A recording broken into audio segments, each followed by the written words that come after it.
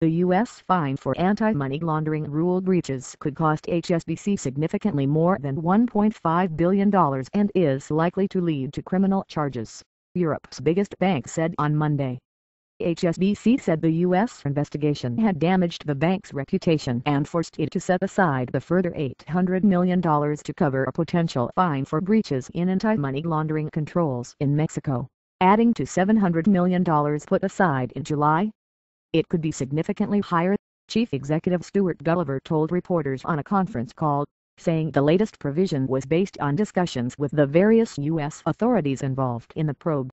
The timing of any settlement is in the hands of regulators and is likely to involve the filing of corporate criminal and civil charges, the bank said. The U.S. Senate report in July criticized HSBC for letting clients shift potentially illicit funds from countries such as Mexico, Iran, the Cayman Islands, Saudi Arabia and Syria. HSBC had warned earlier in the year it could face criminal or civil charges as part of the investigation. The London-based bank has said the issue was shameful and embarrassing after the report criticized a pervasively polluted culture and said HSBC's Mexican operations had moved $7 billion into its U.S. operations between 2007 and 2008. The report undoubtedly caused considerable reputational damage to HSBC. The extent to which that has resulted in loss of business is hard to measure, but it has undoubtedly damaged our brand, Gulliver said. He said a number of staff had left the firm as a result of the investigation and a number had pay clawed back. HSBC shares closed down 1.3% at 61.8 slightly weaker than a fall in the European Bank Index. The money laundering provision is a concern, particularly given the uncertainty on what the final figure might be, said Richard Hunter, head of equities at stockbroker Hargreaves Lansdown. Charges against companies in the United States are often resolved by deferred prosecution agreements where authorities impose fines, restrictions and behavior monitoring for a period of time and dismiss the charges if all requirements are met. HSBC said the deferred agreement was not certain, however, and authorities have substantial discretion to do what they want. The issue is another blow for the reputation of British banks, after rival Barclays was fined $450 million in June for rigging liquor interest rates. The industry has also had to set aside more than £12 billion to compensate UK customers for mis-selling insurance products. Gulliver said it would take time to clean up the mess.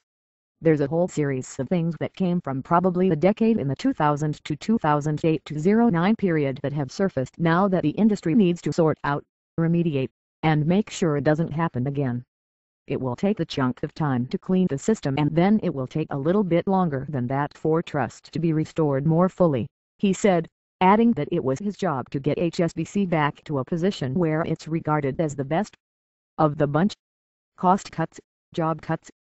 HSBC reported an underlying profit, after stripping out the impact of disposals and changes in the value of its own debt, in the July-September quarter of $5.0 billion. Up from a revised $2 billion a year earlier. It was helped by a bigger-than-expected drop in losses from bad debts and a solid performance by its investment bank arm. The bank said its trading performance in October had been satisfactory. Underlying operating expenses rose by 16% in the quarter from a year ago due to higher compliance and regulatory costs, which it said amounted to $200 million to $300 million. Gulliver is well into a 3-year restructuring plan to streamline the bank and he said he expects to surpass his target of cutting annual costs by $3.5 billion, after driving through $3.1 billion of savings already. But subdued revenue growth and the higher compliance costs left its underlying cost/income ratio at 63.7% in the third quarter, well above his 48 to 52% target. Gulliver said hitting that was proving challenging but he remained committed to delivering it by the end of 2013.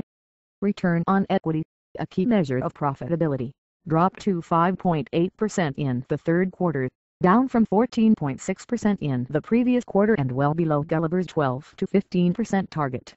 HSBC took another $357 million charge for mis-selling payment protection insurance in Britain, lifting the total amount set aside to $2.1 billion. The bank said it paid out $1 billion in compensation. Gulliver said more job cuts were likely before the end of 2013 at his bank, whose origins date back to 1865 as a financier of trade between Europe and Asia. HSBC has cut almost 30,000 jobs in the last 2 years, close to what Gulliver had predicted under his revamp, although about half of those have been due to disposals. In terms of the organic reduction, there's still some way to go, he said. He has sold or closed 41 businesses as part of that plan, including selling its U.S. credit card arm and half of its U.S. branches, and said he was about 3/4 of the way through that plan.